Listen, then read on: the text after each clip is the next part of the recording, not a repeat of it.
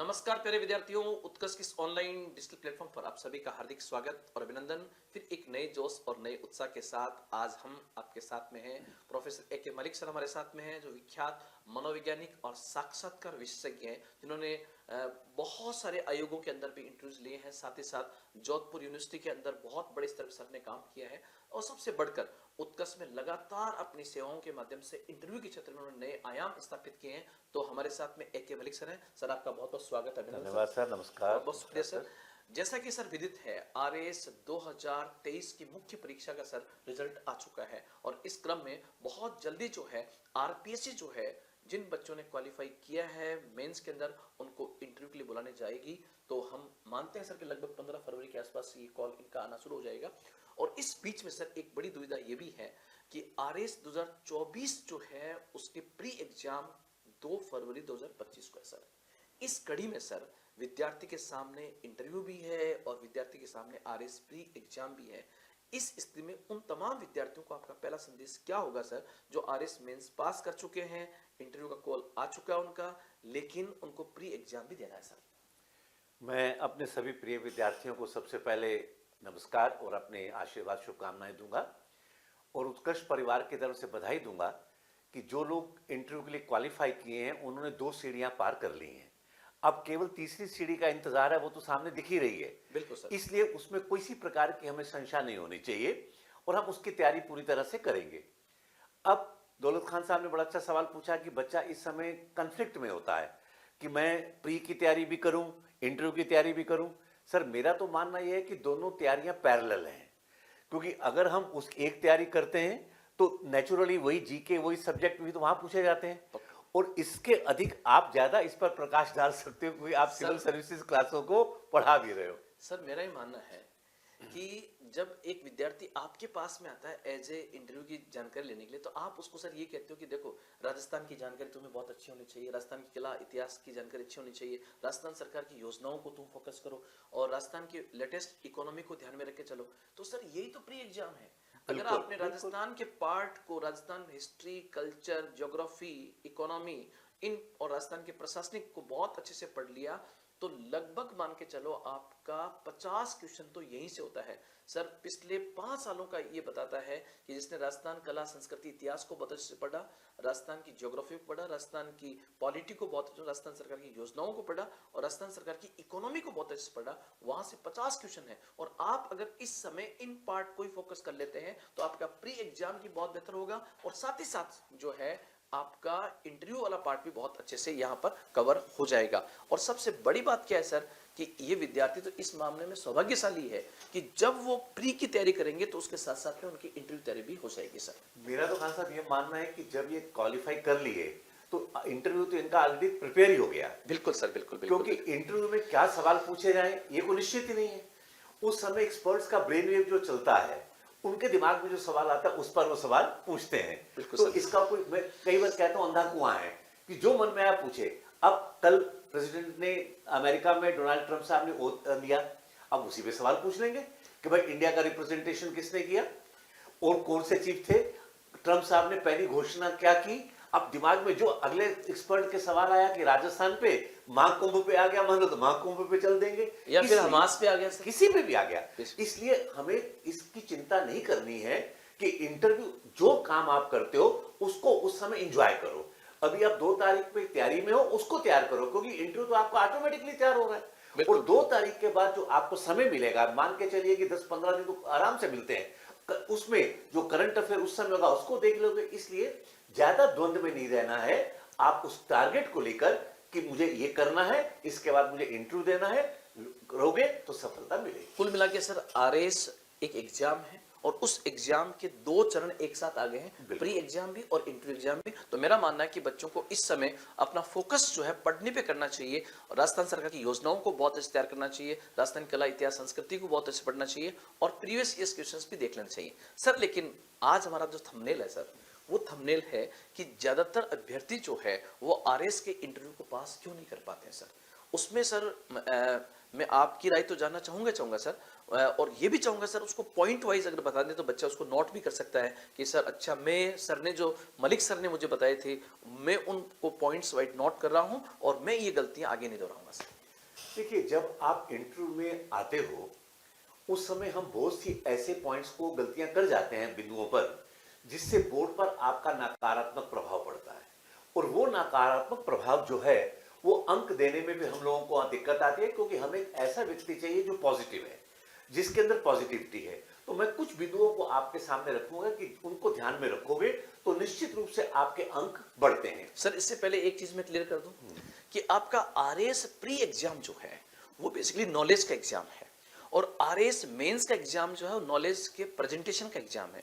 तो जाहिर सी बात है आपका जो आरएस इंटरव्यू एग्जाम है वो आपकी पर्सनैलिटी का टेस्ट है और जब पर्सनैलिटी का टेस्ट है तो सर जिन बातों को बता रहे हैं उनको आपको फोकस करना होगा। बिल्कुल, क्योंकि ज्ञान की परीक्षा तो हमने प्री में और मेंस में ले ली आपकी। बिल्कुल। अब हमें ऐसा ऑफिसर चाहिए जो उस पोस्ट की जिसका सूट करता हो। अब उसमें क्या क्या चीजें हम लोग देखते हैं, अब इन बिंदुओं पर अपन चर्चा कुछ करेंगे। सबसे पहले कई बार कैंडिडेट क्या होता है कि वो कहता है कि ओवर कॉन्फिडेंट होता है, कि बहुत आत्मविश्वास से लबरेज कि मेरा तो होना ही होना है, मुझे कौन रोक लेगा, मैं तो इतना मेरिटोरियस हूं। तो वो ध्यान ही नहीं देता है। और कभी कभी विश्वास इतना कम होता है, डरा हुआ होता है, सहमा हुआ होता है, पता नहीं वहां क्या होगा। जिस प्रकार बॉडी में बैड कोलेस्ट्रॉल और गुड कोलेस्ट्रॉल दोनों चाहिए। स्ट्रेस दो हैं, यू स्ट्रेस, डिस्ट्रेस। अगर तनाव बिल्कुल नहीं है तो मैं तैयारी नहीं रहूंगा। मुझे आज आपकी क्लास लेना है, मुझे कोई चिंता नहीं है, मैं तैयारी नहीं करूंगा। और अगर इतनी चिंता हो जाए कि मैं क्या बोलूंगा तब भी मैं नहीं बोल पाऊंगा। तो ना आपको आत्मविश्वास से लबरेज होना है, ना आपको कम विश्वास करना है। हाँ, मैं अपना निष्पादन अच्छे से अच्छा आज दूंगा। मैं अपना श्रेष्ठतम आज दूंगा। जो पूछेंगे, जो मुझे मालूम मैं बताऊंगा, जो नहीं मालूम वो नहीं मालूम है, मैं सॉरी कह दूंगा। इस विश्वास के साथ आपको बोर्ड के अंदर एंटर करना चाहिए, क्योंकि दोनों जो हैं वो डेंजरस हैं। ना ओवर कॉन्फिडेंस होना चाहिए, ना लो कॉन्फिडेंस होना चाहिए। आप एवरेज से जाइए कि जो मेरी नॉलेज है, मैं जो मेरे से पूछा जाएगा मैं वहां अपने आप को प्रेजेंट करूंगा। तो कोई कारण नहीं कि आपका परफॉर्मेंस अच्छा वहां पर ना हो। सर मैं कह सकता हूं कि बच्चे ने जिस कॉन्फिडेंस के साथ में प्री एग्जाम पास किया और जिस कॉन्फिडेंस के साथ वो मेंस एग्जाम में बैठा, अगर उसी कॉन्फिडेंस के साथ में अगर वो इंटरव्यू में जाता है तो निश्चित रूप से वो झंडे गाड़ के आएगा। बिल्कुल गाड़ेगा, बिल्कुल गाड़ेगा, बिल्कुल। तो ये पहला बिंदु था सर का, आपको जो है अति आत्मविश्वासी नहीं होना है। इस बिंदु का सबसे पहले ध्यान रखना है। दूसरा बिंदु सर, दूसरा बिंदु, जब इंटरव्यू शुरू होता है तो हम एंट्रेंस से ही कैंडिडेट को ऑब्जर्व करना शुरू कर देते हैं, क्योंकि वहां पर जो 4 एक्सपर्ट्स बैठे होते हैं उनकी निगाहें जैसे दरवाजा खुलता है वो कैंडिडेट पर चली जाती हैं। बहुत सी बार देखा गया कि दरवाजा खुला, कैंडिडेट वहां आकर हाथ उठाकर कहते हैं मैं कम इन सर, मैं अंदर आ सकता हूं। ये क्लासरूम नहीं है। हम स्कूल में ऐसा करते थे, मैं कम इन सर। आप एक ऑफिसर पद के लिए हैं, आप वहां पर थोड़ा सा ठिठ के रुक जाइए दरवाजे पर और वहीं से अपना सर झुकाइए, थोड़ा सा यू करिए। अगर बोर्ड के मेंबर कोई काम कर रहे हैं, बातचीत कर रहे हैं, कुछ लिख रहे हैं तो रुक जाइए, तब आप हाथ बिना उठाए पूछिए क्या मैं अंदर आ सकता हूं।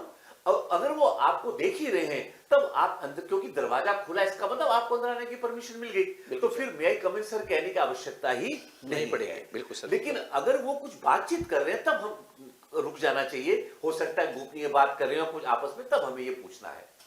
आने के बाद आप कुर्सी के पास आकर अभिवादन वहां करो जहां आपके एक्सपर्ट्स के साथ आई टू आई कांटेक्ट में आ जाओ। जी सर, जी। दरवाजे से वहां नमस्कार नहीं करना, कमरा बड़ा भी हो सकता है, छोटा भी हो सकता है। अब जैसे आप आई कांटेक्ट में आते हो, सेंटर में आए, जो चेयरमैन होता है उसको आप जय हिंद, नमस्कार, नमस्ते, जो भी आपको कहना है, गुड मॉर्निंग, गुड इवनिंग, जो भी कहना है वो कहिए और बाकी मेंबर्स की तरफ आप मुस्कुराकर देख लीजिए। कई बार कैंडिडेट क्या करता है, सभी को नमस्ते सर, नमस्ते सर, नमस्ते सर। ये बहुत ही अजीबोगरीब व्यवहार लगता है, ओवर लगता है। हाँ, अगर ग्रुप के अंदर एक मैम है एक्सपर्ट और सारे मेल हैं, तब आप गुड मॉर्निंग सर मेल्स को मुस्कुरा के तब मैम की तरह गुड मॉर्निंग मैम को भी कर दीजिए, क्योंकि वहां पर दोनों में अंतर है। फिर आप कुर्सी के पास आ जाओ तो बोर्ड आपको कहता है कि प्लीज हैव द सीट, तो आप धन्यवाद, थैंक यू कहकर वहां पर आप बैठ जाओ। कभी कभी हम लोग करते क्या है कि 2 मिनट तक बोलते ही नहीं कि आपको बैठने के लिए, अच्छा, कि देखने के लिए कि आपका रिएक्शन क्या है, आप क्या करते हो। मतलब साइकोलॉजिकली उसको टच किया। साइकोलॉजिकली एक स्ट्रेस पैदा करने की कोशिश करते हैं कि आप क्या, जब आपको 2 मिनट बैठने के लिए नहीं कहे तो मुस्कुराते हुए निसंकोच कहिए कि sir may I have the seat, वो आपके लिए पड़ी है, आप आरएस ऑफिसर पोस्ट के लिए आए हो तो कहिए कि क्या मैं सर बैठ सकता हूं, बोल के ओ यस यस बैठिए बैठिए बैठिए, तो बोर्ड दे देखता है कितना नेचुरल बच्चे का बिहेवियर है। और वो नेचुरलिटी चेक करते हैं सर, पर्सनैलिटी का टेस्ट है, बिल्कुल, ये बिल्कुल। ज्ञान का है ही नहीं है। क्लियर? तो इस समय इसका ध्यान रखना है। सर मेरे दिमाग में प्रश्न आ रहा था कि जैसे हमारा आज थंबनेल है, ज्यादातर अभ्यर्थी आरएस इंटरव्यू पास क्यों नहीं कर पाते हैं, तो इसका एक कारण ये भी हो सकता है ना सर कि जैसे वो जीएस की तैयारी करते करते करते करते वो था इंजीनियरिंग बैकग्राउंड का या टेक्निकल बैकग्राउंड का या कॉमर्स बैकग्राउंड का या आर्ट्स बैकग्राउंड का, और उसकी अपने सब्जेक्ट पे पकड़ ही नहीं रही सर। जबकि एक मुझे लगता है सर एक सामान्य जानकारी तो अपने सब्जेक्ट की होनी चाहिए। बिल्कुल, देखिए आप जिसमें भी ग्रेजुएशन या पोस्ट ग्रेजुएशन किए हुए हैं, बोर्ड वहां पर लेक्चरर का इंटरव्यू लेने नहीं बैठा है, असिस्टेंट प्रोफेसर का इंटरव्यू नहीं है कि मैं आपको गहराई में जाकर उस सब्जेक्ट के सवाल पूछूंगा, लेकिन जो मैंने पढ़ा है उसका सरफेस लेवल तो मुझे पता होना चाहिए। अब सरफेस लेवल के अलावा कुछ विषय ऐसे होंगे जिनका प्रशासन में योगदान होता है, तो वहां पर हम आपको यह पूछ लेते हैं कि आपने बीए में लिया, सोशियोलॉजी थी, साइकोलॉजी थी, आपका इसको प्रशासन में आप कैसे इंप्लीमेंट करेंगे। आप कंप्यूटर साइंस के अगर आप विद्यार्थी हो तो कंप्यूटर साइंस का प्रशासन में आप कैसे उपयोग करोगे। इतिहास पढ़े हो तो इतिहास का प्रशासन से क्या लेना देना, तो वहां पर आपको बताना पड़ेगा इतिहास क्या है। इतिहास हमें पुरानी गलतियों से सीख देता है और आगे बढ़ने की रास्ता दिखाता है। तो अपने सब्जेक्ट का एक बेसिक नॉलेज होना चाहिए, बेसिक फंडामेंटल, और उसका इंप्लीमेंटेशन अगर आपका उस सब्जेक्ट ऐसा है प्रशासन में हम कैसे करेंगे ये आपको पता होना चाहिए। यही तो आपका टेस्ट है और ये सामान्य अध्ययन है सर, यही सामान्य अध्ययन है। और अगर वो गहराई से ना तो कुछ पूछता है, पूछे भी तो आप निसंकोच कह सकते हो कि सर ये 5 साल पहले पढ़ा था, इतना इस समय में टच में नहीं हूं, तो बोर्ड इसको भी बिल्कुल माइंड नहीं करता। एक सर बच्चे विद्यार्थी ये गलती करते हैं, जैसे कई बार वो इस बात की तलाशी लेते हैं कि यार उसको क्या पूछा जा रहा है, यार बोर्ड में उसको क्या पूछा जा रहा है सर। सर ये चीजें क्या उसको बाहर करती है क्या सर? देखिए मैं अक्सर कहता हूं, खान साहब ने बहुत अच्छा सवाल और बहुत ही मैं इनको धन्यवाद दूंगा कि एक बड़ा प्रोवोकिंग सवाल पूछा जो मैं बोलने वाला ही था। 99.9% स्टूडेंट्स की हैबिट क्या होती है कि जो इंटरव्यू दे के निकलता है उसको पूछते हैं कि अंदर क्या पूछा जा रहा है, अंदर क्या पूछा जा रहा है। ये कभी मत करना, ये कभी मत करना, क्योंकि जो सवाल उससे पूछे हैं वो आपसे तो पूछे जाएंगे, ये तो होता ही नहीं है, क्योंकि वहां तो एक्सपर्ट का माइंडसेट क्या चल रहा है। मोर ओवर जो इंटरव्यू दे के आया है अगर वह बहुत इंटेलिजेंट है, सभी इंटेलिजेंट हो क्योंकि आरएस क्लियर करके आए हो, और थोड़ा सा जिसको स्मार्ट है तो 2-4 क्वेश्चन आपको ऐसे बता देगा कि जिनका आंसर किसी के पास होगा ही नहीं, तो वो सुनकर आप नर्वस हो जाते हो और आप उसको ढूंढने में लग जाओगे। अब उस समय ना तो मोबाइल है आपके पास, ना एनसाइक्लोपीडिया है, ना किसी से बात करते हो, आपका तो नंबर आया हो अंदर जाने के लिए। तो उस घबराहट के साथ कि बोर्ड ऐसे ऐसे टफ सवाल पूछ रहा है, ऐसे परेशान कर रहा है, वो कहेंगे फलां मेंबर जो है नंबर 3 पे जो बैठे हैं ना सर, वो बहुत परेशान करते हैं, वो बहुत ही ज्यादातर डांटते हैं, बात करते हैं। अब आपको नंबर 3 पर कंसंट्रेशन चला गया, वो बेचारे कुछ भी नहीं कह रहे हैं। तो कभी भी ये गलती मत करना कि जो बाहर निकले उससे पूछना ही नहीं है, वो बताए भी तो कहना ऑल द बेस्ट, भगवान करे आपका हो, अब मेरा नंबर है, मैं इंटरव्यू देने चला। तो कभी भी हमें इस प्रकार की चीजों से बचना चाहिए, ये बहुत तरह से नेगेटिवली आपके परफॉर्मेंस को इफेक्ट करता है। सर आप चूंकि मनोवैज्ञानिक एक्सपर्ट भी सर रहे, आपका बड़ा राजस्थान में नाम है सर, ये मनोवैज्ञानिक जो प्रश्न पूछे जाते हैं सर, इनका क्या आधार होता है और फिर उसका जवाब किस प्रकार से दिया जाए सर? देखिए 2 प्रकार के क्वेश्चंस पूछे जाते हैं, समटाइम तथ्यात्मक फैक्चुअल, और एक होते हैं सिचुएशनल। अब तथ्यात्मक के आंसर फिक्स्ड है, फिक्स्ड आंसर है कि उनका उत्तर उसके अलावा हो ही नहीं सकता। डोनाल्ड ट्रंप के ओथ सेरेमनी में भारत का रिप्रेजेंटेशन किसने किया, ये तथ्यात्मक हो गया, ये तथ्यात्मक है, विदेश मंत्री जयशंकर जी ने किया, इसके अलावा उत्तर हो ही नहीं सकता। बिल्कुल बिल्कुल। मनोवैज्ञानिक ये सवाल नहीं होते, जो साइकोलॉजी सवाल पूछता है वो ये पूछते हैं कि सिचुएशन को क्रिएट कर देते हैं और उस सिचुएशन से आप अपने आप को कैसे बाहर निकालते हो, उसका बेस्ट आंसर क्या हो सकता है, बेस्ट आंसर क्या हो सकता है, वो आपको वहां पर, अच्छा वो आपका दिमाग में जो होगा वही चीज होगी। जैसे आप किसी प्रॉब्लम को, कहीं दंगा हो गया और आप जा रहे हैं और रास्ते में आपकी गाड़ी पंचर हो गई या किसी तरह से आपकी गाड़ी किसी चीज से टकरा गई, अब दंगे में आपको पहुंचना है, अब आप क्या करेंगे। अब इसका तथ्यात्मक आंसर तो हो ही नहीं सकता। इसका साइकोलॉजिकल साइकोलॉजिकल। अब इसमें बेस्ट आंसर आपको ढूंढना है।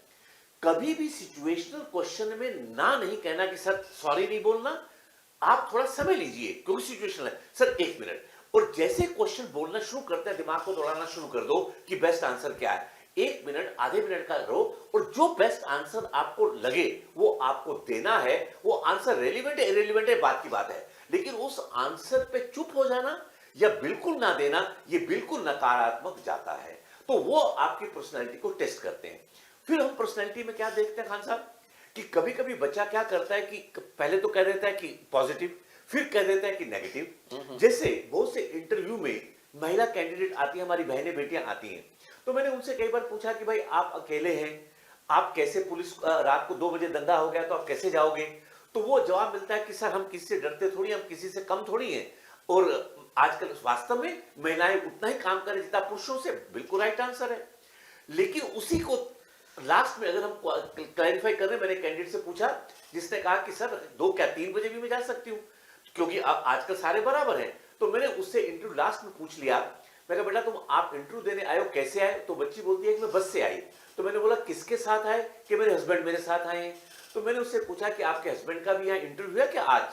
तो उसने कहा नहीं मेरे हस्बैंड तो सर बैंक में ऑफिसर है, वो नहीं। तो मैंने कहा फिर हस्बैंड के साथ क्यों आए? तो उसने कहा साहब आप रात की बस थी, मैं अकेले कैसे आती? यहां साइकोलॉजिस्ट आपको पकड़ लेगा क्योंकि एक प्रशासनिक अधिकारी होने के नाते आपकी जिम्मेदारी बनती है। प्रशासनिक अधिकारी के नाते आपने 10 मिनट तो पहले कहा कि रात के 3 बजे भी मुझे कोई प्रॉब्लम नहीं, मैं इतना बोल्ड हूं कि मैं प्रॉब्लम को फेस कर लूंगा, और 10 मिनट के बाद ये आपने कहा मैं अकेले नहीं आ सकता। ये आपके पर्सनालिटी का विरोधाभास है। देखो ए.के. मलिक सर जो है बहुत बड़े साइकोलॉजिस्ट भी रहे हैं और बड़ा इस सब्जेक्ट पे कमांड भी रहा है। और आपको ये बताना चाहूँगा कि हमारा जो आरएस मॉक इंटरव्यू सेशन 15 फरवरी को स्टार्ट हो रहा है, जिसमें ए.के. मलिक सर और हमारे जो आरपीएससी के पूर्व चेयरमैन हैं ललित के पवार सर के नेतृत्व में शुरू हो रहा है। तो इस प्रकार के प्रश्नों की वहाँ बौछार रहेगी, साइकोलॉजिकल क्वेश्चन कैसे पूछे जाते हैं और उसका किस प्रकार से जवाब दिया जाता है। और इस प्रकार के क्वेश्चंस जो होते हैं वो कहीं ना कहीं अगर आप थोड़ा सा पहले उसका बहुत अच्छे से डिस्कस कर लो तो निश्चित रूप से आपके कॉन्फिडेंस को बढ़ाने के अंदर उनकी अहम भूमिका होती है। सर इसी के साथ एक बात और एक चीज सर और इनको बच्चों को बता दें कि इस साल इस जो आपका इंटरव्यू होगा इसमें साइकोलॉजिस्ट मेंबर मस्ट हो गया है। अच्छा अच्छा, एसआई में साइकोलॉजिस्ट मस्ट था, पहले भी था अब भी है। आज से सर 10 साल पहले आरएस में भी साइकोलॉजिस्ट मस्ट मेंबर होना मैंडेटरी था। फिर बाद में कुछ हुआ होगा एडमिनिस्ट्रेशन में एज ए एकेडमिशियन बुलाया जाता था, साइकोलॉजिस्ट नहीं। लेकिन अब की बार जो आरपीएससी से न्यूज आई है, जो पेपर में आई है ये न्यूज, कि अब के बार बोर्ड में एक साइकोलॉजी का प्रोफेसर भी बैठेगा। जनरली बैठता है लेकिन अब अनिवार्य कर दिया जाएगा, अनिवार्य कर दिया जैसे एसआई में। तो इस प्रकार के प्रश्नों की बौछार वहां पर रहेगी। साथ ही साथ सर आपने हमने पिछली बार भी इंटरव्यू लिए बहुत सारे विद्यार्थियों के, सैकड़ों की संख्या विद्यार्थी उत्कर्ष के साथ पिछली बार भी जुड़े थे। सर हमने ये देखा कि कई बार क्या होता है कि जो प्रश्न पूछा जाता है विद्यार्थी उसके अनुरूप न जाकर के उसके कहीं ना इर्द गिर्द खेलने का प्रयास करता है। ये अटेम्प्ट कैसा रहता है सर उसका? देखिए, जो आपको क्वेश्चन पूछा जाए वो टू द पॉइंट आपको आंसर देना है।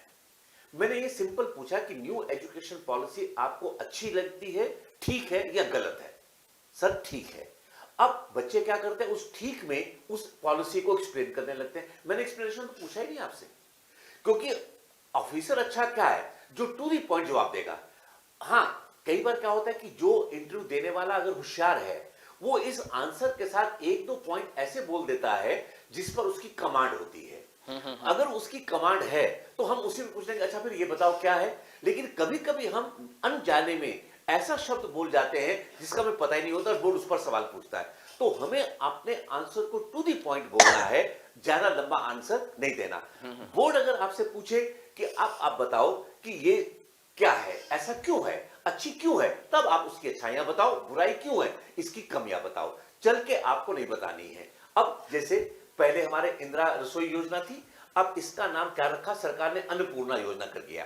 अब उन्हें नया नाम क्या, सर अन्नपूर्णा योजना। अब आप एक्सप्लेन मत करिए ये अन्नपूर्णा क्या है, क्यों रखा गया, क्या मिलता है। अब वो बोर्ड आपसे पूछे कि उसमें क्या है तो जवाब दीजिए, क्योंकि वहां पर आपके केवल 15 मिनट के अंदर आपकी पर्सनैलिटी का असेसमेंट होना है, ज्ञान का नहीं, केवल पर्सनैलिटी का। और उसमें ये भी ध्यान रखना है कि आप किसी सरकार का सपोर्ट न करें, ना किसी पार्टी का सपोर्ट न करें। हमें पॉलिटिकल आंसर नहीं देने हैं, हमें किसी, क्योंकि we are the servant of law. हम कानून के वहां नौकर हैं, हम उस सरकार की पॉलिसीज को लागू करेंगे, चाहे एक्स की हो चाहे वो वाई की हो। सबसे ऊपर हमें संविधान बिल्कुल, हमें पॉलिटिकल अलाइनमेंट तो कभी दिखाना ही नहीं है। तो आज का हमारा जो ये बातचीत का क्रम था, ये आपने देखा कि इसमें मेन हमारा थंबनेल आज जो था कि ज़्यादातर अभ्यर्थी आरएस इंटरव्यू को पास क्यों नहीं कर पाते हैं, उसके ऊपर हमने एनालिसिस किया और मुझे पूरा विश्वास है कि हमारे प्यारे विद्यार्थियों को ये एनालिसिस समझ में भी आया होगा। इस क्रम में मैं सर से कहूँगा कि सर आपने जो एनालिसिस किया है उसको आप चंद लाइनों के अंदर पूरा अभिव्यक्त कर दीजिए सर कि क्या क्या ध्यान रखना है सर। मैं अब केवल पॉइंट वाइज बात करूंगा। एंट्रेंस बिल्कुल आप आराम से करिए, कुर्सी पर बैठे, वहां पर आप कुर्सी पर बैठने का भी तरीका सिंपल होना चाहिए कि जितना आप पीछे खिसक सकते हैं खिसकिए, अपनी बैग को वहां लगाएं और कभी घुटनों पे हाथ रखकर मत बैठे, वहां हम लोग टोकते हैं क्योंकि ये स्ट्रेस शो करता है। फिर आप आराम से रिलैक्स होकर वहां पर हाथ रखकर यूं बैठ जाइए। कभी कभी बच्चे जब इंटरव्यू देते हैं तो उनकी फिंगर्स चलती रहती हैं, उंगलियां चलती हैं, कोई यूं करता है कोई ये करता है, इस पर बिल्कुल भी नहीं करना है, कोई ये स्ट्रेस का द्योतक है। हाँ, जहां जरूरत हो वहां हल्का फुल्का आप एक्शन कर सकते हैं, जैसे सर ये स्कीम बहुत अच्छी है, फिर अपनी पोजीशन पर आ जाओ, नेचुरल बिहेवियर को दिखाना है। बहुत सी बार ड्रेस कोड का भी इशू आता है। ड्रेस वो पहननी चाहिए जो सोबर हो और जिस पर आपके अंदर आत्मविश्वास जागे। बिल्कुल सर। आप कंफर्टेबल हैं। लोग बता देते हैं कि लड़कियों को साड़ी पहन के आओ। अब अगर किस बच्ची ने कभी जीवन में साड़ी पहनी नहीं है तो पूरा फोकस तो साड़ी पर उसका हो जाएगा, तो इंटरव्यू में कैसे ध्यान देगी। तो आप सलवार सूट पहन के जाइए, कोई दिक्कत नहीं है। साड़ी पहन कर जाइए, कोई दिक्कत नहीं है। लेकिन जीन्स में जाना ये शोभा नहीं देता। तो डार्क बॉयज के लिए डार्क पैंट हो, लाइट शर्ट हो, और अगर आपने कभी टाई नहीं लगाई तो टाई मत लगाइए, क्योंकि आपको यहाँ पर हमेशा लगेगा कुछ फंसा हुआ है। तो एक नॉर्मल रहना है। जिस क्वेश्चन का आंसर नहीं आता है, फैक्चुअल सिचुएशनल नहीं, वहां सॉरी कहने में कोई गुरेज परहेज नहीं होना चाहिए। बोर्ड इसको माइंड बिल्कुल नहीं करता। मैं आपको विश्वास दिलाता हूं कि 60-70% सॉरी कहने वालों को भी हम लोगों ने बहुत अच्छे अंक दिए हैं पब्लिक सर्विस कमीशन में, क्योंकि उनके बाकी के आंसर्स बहुत लॉजिकल होते हैं। बिल्कुल सर। अगर कोई क्वेश्चन आपको समझ में नहीं आ रहा तो एक बार पूछ लीजिए कि सर पार्डन, आप क्या दोबारा पूछेंगे। लेकिन हर क्वेश्चन पर अगर ये पूछते हैं तो बोर्ड समझ आता है कि इनको ये नहीं आ रहा, ये केवल बहानेबाजी है। एक बार दो बार पूछने में कोई परहेज नहीं होना चाहिए। लैंग्वेज का भी आप ध्यान रखें। बहुत से बच्चे क्या करते हैं, इंटरव्यू में हम लोगों ने देखा है, वो अंग्रेजी में जवाब देना शुरू कर देते हैं। हम सवाल पूछ रहे हैं हिंदी में, ये नहीं कि बोर्ड के मेंबर सारे एक्सपर्ट हैं, उनको अंग्रेजी बहुत अच्छी आती है, वो बोल रहे हैं हिंदी में और बच्चा जवाब दे रहा है अंग्रेजी में।